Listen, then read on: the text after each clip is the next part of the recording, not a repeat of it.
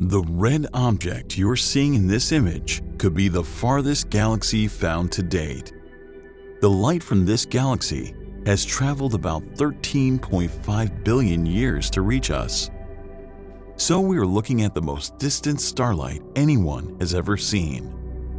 It's like looking at the dawn of time. Astronomers discovered this blurry galaxy using the James Webb Space Telescope's early release science program.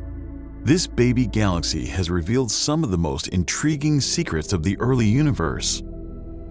But how did scientists calculate the distance to this galaxy? Is this really the most distant and the youngest galaxy found to date? Finally, and most importantly, what can we expect from the future deep space observations by the James Webb Space Telescope?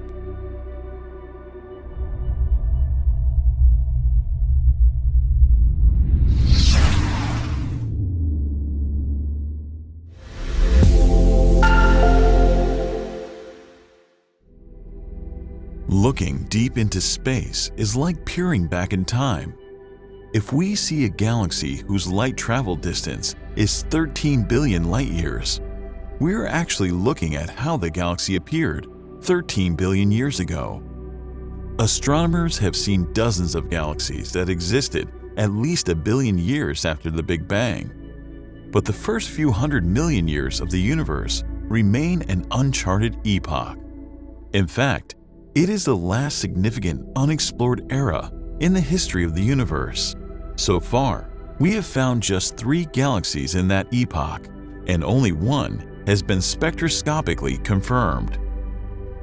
One of the most established methods to find distances to deep space galaxies is measuring the amount of redshift. The universe has been expanding ever since the Big Bang, a process that stretches light into longer, redder wavelengths. Starlight from distant galaxies leaves its source as visible light, but by the time it reaches us, it is redshifted down the electromagnetic spectrum into the infrared range. Invisible to our eyes, but perfect for Webb sensors, astronomers know that the redder light is, the farther away the galaxy that produced it. Spectroscopic redshifts involve analyzing the spectral lines observed in distant galaxies and comparing them with those we observe on Earth. Redshift can be represented by a dimensionless number, z. Z equals 0 denotes present time, and as its value increases, so does the look-back time and the distance to that object. But it's important to note that this is only valid for objects in deep space. For example, the neighboring Andromeda galaxy is moving towards us, so it has a blue-shifted spectrum. The look-back time of Andromeda is 2.3 million years. Only one galaxy has been spectroscopically confirmed in the era of Z greater than 10, the first few 100 million years after the Big Bang. It is the galaxy GNZ 11, a red smudge seen as it appeared 13.4 billion years ago. Although deep space observations with the Hubble Space Telescope have pushed our cosmic horizon to within the first 500 million years after the Big Bang, galaxies at redshift more than 12 cannot be observed with Hubble.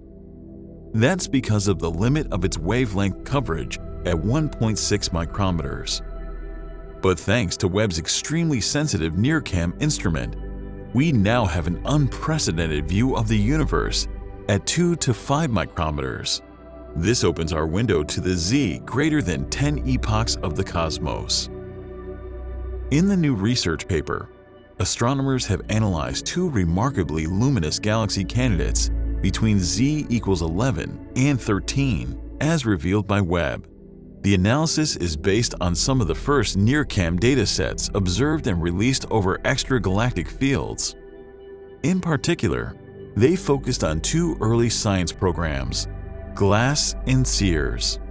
The team first found all the objects having photometric redshifts greater than 10. Then they inspected images of every candidate source to note diffraction spikes or contamination from neighbors. Finally, they found 5 plausible Z greater than 10 candidates that survived all the conservative checks.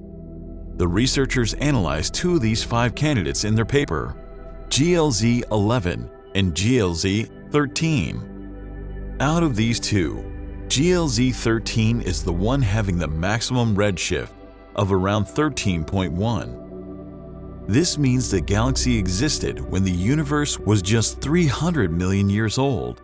And the most interesting thing about this galaxy is its stellar mass, around 1 billion solar masses. That's comparable to that of GN-Z11, the record holder of the farthest galaxy found and confirmed spectroscopically.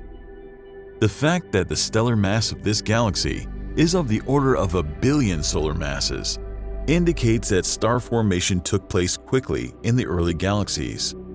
Or maybe producing massive stars is far easier than scientists have predicted. Or perhaps the very earliest galaxies were shaped by gravitational forces we don't understand.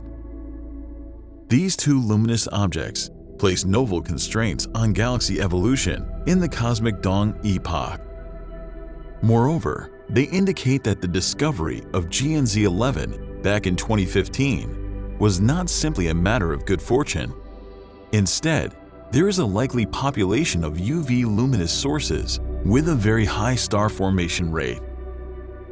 Although the discovery of GLZ13 in the early data release demonstrates the true power of Webb, there is an interesting point to note. This scatter graph from the team's research paper shows the brightness of all the known galaxies in the first billion years of the universe. The lower the absolute magnitude, the brighter the galaxy. And, of course, the more the redshift, the farther the galaxy is away from us. As you can clearly see, GLZ13 is not the one having maximum redshift. This record is held by another outlier, named HD1.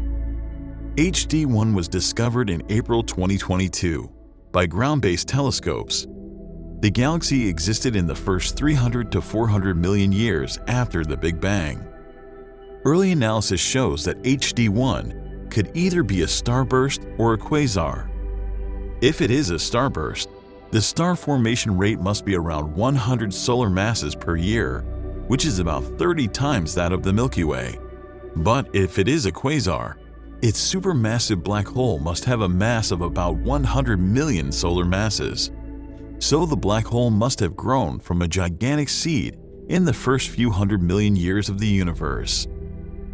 Given the epoch we are discussing, this poses a problem to the current black hole models. The problem with HD1 and GLZ13 is that they haven't been confirmed spectroscopically. This technique is the gold standard in determining extragalactic distances, so Webb will have to perform a detailed analysis of these galaxies to determine an accurate redshift value. Either of them could win the title of the farthest galaxy found to date. However, the glory will be short-lived. With Webb working at full capacity, astronomers expect hundreds of galaxies to be discovered at such distances within a year. Who knows? We may have new candidates by next week. The future of extragalactic astronomy appears promising in the James Webb era. It will be interesting to see what those distant galaxies are made of, how much dust they contain, and the story of the brilliant stars within. We're only just starting to get familiar with the universe's most ancient light, even though it's been out there all along. This concludes the 18th episode of the Sunday Discovery series. If you enjoyed this video, make sure to like it, subscribe to our channel, and press the bell icon so that you don't miss future episodes of this series.